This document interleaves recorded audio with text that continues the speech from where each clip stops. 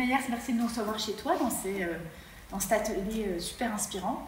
Voilà. Moi, mais quand tu dis nous, tu es plusieurs dans ta tête? Oui, on est 21 en dernier recensement. Très bien.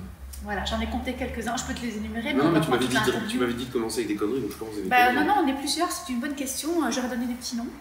Mais voilà, on n'est pas là pour parler de ma folie, mais de la tienne. On va essayer. Voilà.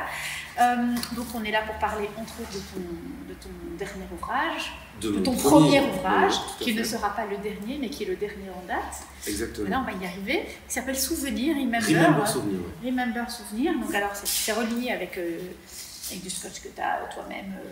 Non, c'était un atelier protégé envers ce qu'il a fait. C'est vrai. 3500 bouquins à faire, donc...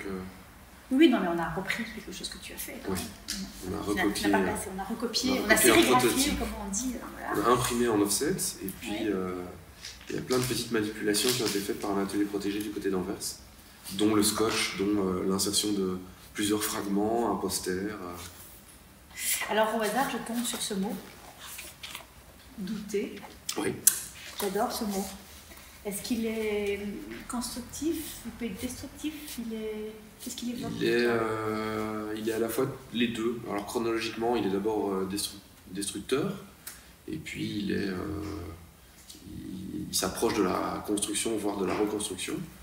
Et puis après, ça dépend de ce qu'on en fait et comment la vie évolue, mais il peut avoir plusieurs sens. Mais pour moi, il est plutôt négatif, mais je me rends compte avec du recul que ça m'aide à avancer, ça m'aide à ne pas me reposer sur mes lauriers, ça m'aide à me remettre en question, ça m'aide à beaucoup de choses.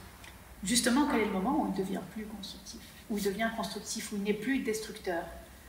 Quand on doute plus, mais ça m'arrive pas trop, donc pour l'instant c'est toujours mi-figue, mi-raisin. Tu sais, il y a des moments où il t'empêche d'avancer et d'autres où il te permet de te construire sur des choses plus solides peut-être? Alors c'est pas que ça m'empêche d'avancer, parce que avancer je fais, mais j'avance toujours avec le grand questionnement de savoir si c'est bien, si ça vaut la peine, si c'est intéressant, si ça parle, si c'est juste.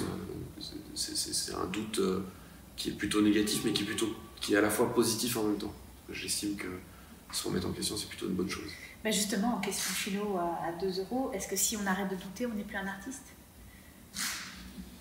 Alors j'ai pas fait beaucoup de philo dans ma vie, pas du tout, mais c'est vrai que j'ai tendance à croire, et je me trompe peut-être, que beaucoup d'artistes sont sûrs de ce qu'ils font.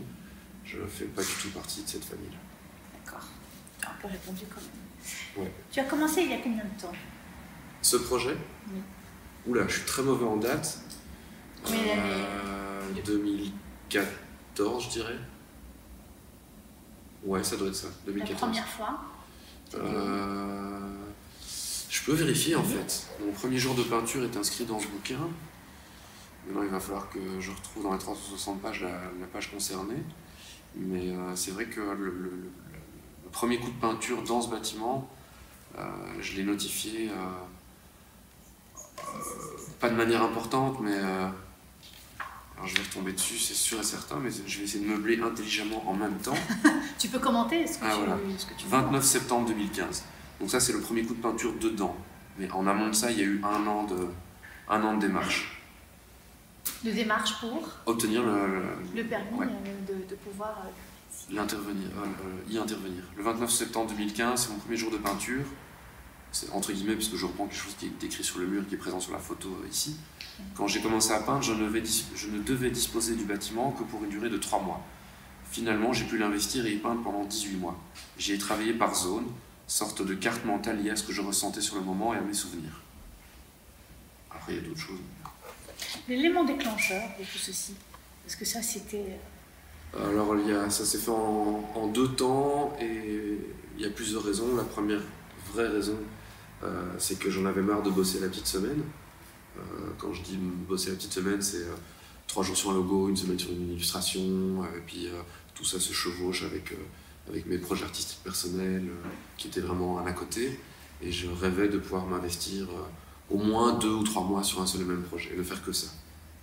Alors que c'était une durée éphémère, donc en fait tu as commencé à construire du durable sur l'éphémère, si on peut... Je savais que le bâtiment était détruit. Alors après, les 3 mois sont devenus 4, 5, 6. C'est ça. On a décidé, mes proches ont réussi à me convaincre d'ouvrir le projet aux visites. on a fait un vernissage, on a fait des visites guidées, mais tout ça, c'était pas prévu au début.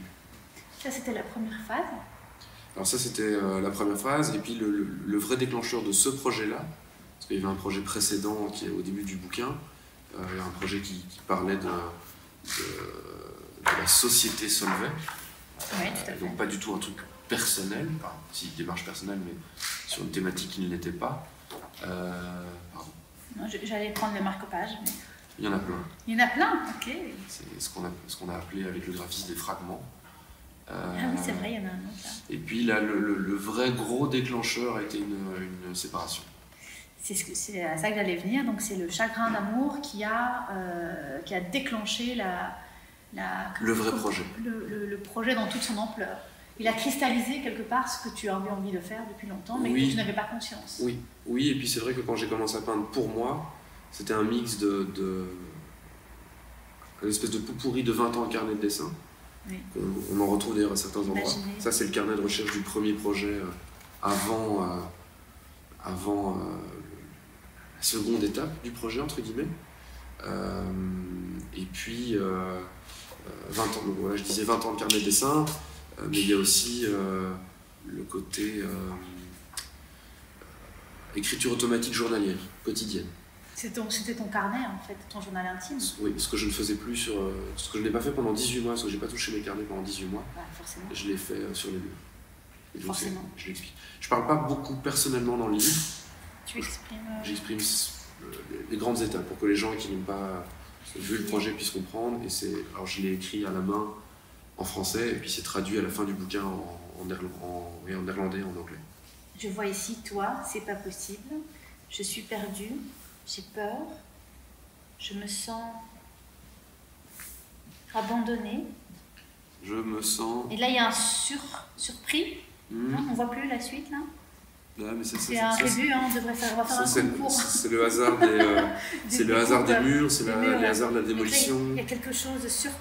En tout cas, on lit abandonné. Comment, comme, être. En fait, on peut lire sans lire les phrases.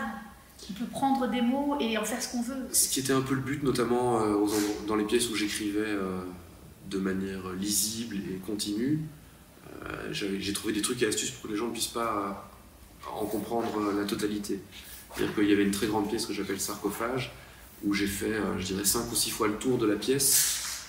Donc c'est-à-dire qu'il y a une première ligne qui fait une fois le tour, et puis je fais une deuxième ligne, et ainsi de suite. Donc les gens n'avaient pas le temps de faire le tour 6 ou 7 fois de la pièce, qui était gigantesque. Donc j'ai trouvé tous des petits stratagèmes pour que les gens ne puissent pas rentrer trop dans mon intimité, non seulement par pudeur et par timidité, mais aussi par respect pour les gens dont je parle. Et aussi pour que chacun puisse faire finalement sa propre interprétation. Ouais. Donc, quelque part, moi quand je dis ça, je me dis, ok, pas trop faire fonctionner justement son ego, son mental, mais être dans quelque chose où on a une vie avec notre trip, et donc notre intuition fait les liens entre les mots, quel que soit... Oui, et ce qui est très marrant, c'est que sur les X milliers de visiteurs, aux alentours de 25 000, on va dire, tout le monde ne réagissait pas de la même manière, tout le monde ne lisait pas de la même manière. Les gens qui sortaient de là en disant, il y avait tellement de mots, j'ai tellement lu de mots qu'il n'y en a pas un qui ressort. Et les gens, à l'inverse, ils me disent, mais t'as écrit que aimer, ou t'as écrit que partager. Donc il y a des gens qui utilisent leur cortex, ouais. que ça, et donc ils ont essayé d'analyser l'information et ça ne marche pas. Et puis d'autres qui ont utilisé que leur système limbique, du coup, qui sont partis vers les mots qui leur parlaient. Tout à fait. Ce qui veut dire que ces gens-là, en fait, c'est ces mots-là qu'ils ont lus par-dessus tous les autres. Peut-être parce qu'ils en avaient besoin à ce moment-là, ou ça leur correspondait. Donc en fait, tu transmets quelque part, tu as partagé ta thérapie. C'était un peu le but. Enfin, sans être le but, mais en définitive, c'est ça qui s'est passé. Et ça, c'est un accomplissement pour toi? Tu aurais imaginé devenir ce genre d'artiste? Non, mais je l'espérais, je pense. J'en avais marre d'être un artiste plat, entre guillemets. Et c'est vrai que ce projet a créé beaucoup d'émotions chez beaucoup de gens. Des gens qui ont changé de métier. Il y a des bébés qui sont nés grâce à ce projet. C'est vrai? Et il y a un petit, notamment un petit Fox qui est né en septembre, je pense, ici maintenant, qui est issu de la rencontre de 2 personnes sur le projet. Bon, après, le hasard, c'est que c'est moi qui les ai présentés. Quand même, c'est une énergie, c'est dingue. Oui, puis il y en a un autre, il y a eu une demande en mariage, il y a eu des changements de métier. C'est bon pour ton karma, tout ça? Peut-être. Tu crois au karma? Pas trop, non. Non, c'est dommage, parce que c'est bon pour ton karma. Alors, je crois au principe qu'on récolte ce que l'on sème, mais okay. Le karma, C'est un step au-dessus, quoi. Voilà. Donc, tu crois aux énergies, en tout cas, ou pas? Ouais, un petit peu. Oui. Je m'ouvre à ça. Je quitte mon côté cartésien extrême vers d'autres choses. Enfin, je vais vers autre chose. Et donc, est-ce qu'on peut dire que finalement, on vit dans une société où on aime, il faut être heureux, il y a une injonction, il faut être bien tout le temps. Est-ce que finalement, tu peux dire qu'une vie lisse, finalement, ne fait pas éclore de véritables talents? En tout cas, pour toi, ça a été un traumatisme qui a ouvert ton véritable talent et t'a ouvert la voie aujourd'hui dans laquelle tu es bien? C'est un peu compliqué comme sujet pour moi. Il y a certains sujets sur lesquels j'aime pas trop m'étendre, mais c'est vrai qu'un de mes amis proches, qui était présent d'ailleurs en tant qu'artiste dans le projet qui s'appelle Arnaud Cole, m'a dit, au tout début de cette période assez sombre pour moi, il m'a dit trois choses, je n'en citerai que deux. La première chose qu'il m'a dit, c'est: il n'y a que le temps qui va t'aider. Et la deuxième chose, il m'a dit: tu vas créer des choses que jamais tu aurais pu créer si tu n'avais pas vécu ce que tu vis pour le moment. C'était au tout début, j'avais même pas encore commencé à peindre, je pense. Et une troisième chose, alors les deux premières se sont totalement vérifiées, la troisième n'est pas encore confirmée ou vérifiée, mais voilà. Suspense. On peut pas tout dire non plus. Ah non, mais puis de toute façon, c'est peut-être qu'on jouerait le sort aussi. La suite pour toi? La promotion du livre, parce que gros projet et que je l'ai fait en fonds propres. Donc j'ai pris un risque assez conséquent. Je voulais que ce livre se fasse physiquement d'une certaine manière et pas d'une autre. Après le graphisme et la narration, j'ai vraiment laissé le choix et la main mise à Michel Welfringer et à Marion Lacoste du studio Welfringer qui ont fait le bouquin en termes de graphisme.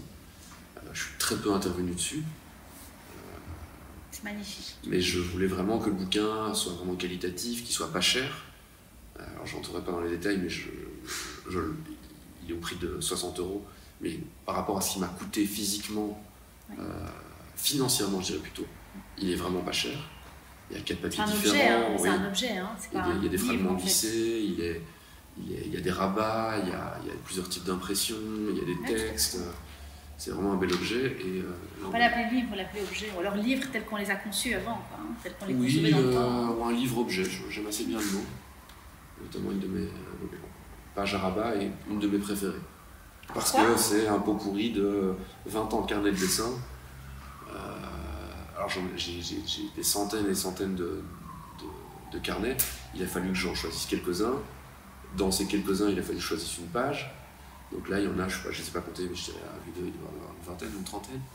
Et c'est un peu des moments clés liés à la musique, à mes amis, à ma famille, à mes enfants, à mon grand-père décédé, enfin plein de choses. Et ça, ce sont les photocopies de ces mêmes carnets qui m'ont servi à faire le projet, que j'ai collé sur la fin dans toute une pièce, pour que les gens puissent se rendre compte de la diversité des sources, enfin de la source de mon travail. Parce qu'on finalement tu as identifié à travers ces mots et ces bâtiments et cet éphémère, mais ton œuvre est beaucoup plus large que ça. Ouais. Oui, carnet de dessin depuis que j'ai 16 ans, beaucoup de typographie, beaucoup d'illustrations, beaucoup de dessins, et puis finalement je fais des bijoux, je travaille avec des chefs étoilés, j'ai travaillé un peu moins maintenant dans l'événementiel, je travaille avec des boîtes, je fais du body painting. Moi j'ai vu des baskets. Des baskets. Ces baskets, tu les refais pas? J'en fais très peu parce que ça me demande beaucoup de temps et j'ai pas de temps. Oui. Ah non, après voilà, si quand on me le demande, les conditions de temps et les conditions techniques sont réunies, pourquoi pas, mais par manque de temps, je peux pas en faire tous les jours. Parce que c'est classe quand même. Et qui sait, si quelqu'un chez Nike m'entend, ça fait partie de mes rêves. Nike? Oui. Parce que j'ai vu des Adidas, moi. Alors j'ai peint sur des Adidas parce que c'est des baskets dont la surface est relativement plate, sans trop de détails, sans trop de couture, et en cuir. Mais un de mes rêves d'enfant, c'est d'avoir une série limitée, une vraie paire de choses produites. Quoi. Oh, magnifique. De préférence pas par des enfants, mais... En tout cas, ils travaillent dessus. Sauf si ce sont les miens. Si ce sont les miens qui les font, alors pourquoi pas. Respectant l'équitable. Une forme d'art que tu préfères, ici, dans ce que tu as proposé? La scénographie. Parce que jusqu'à ce projet-là, j'étais très plano, un mur, une page, un objet.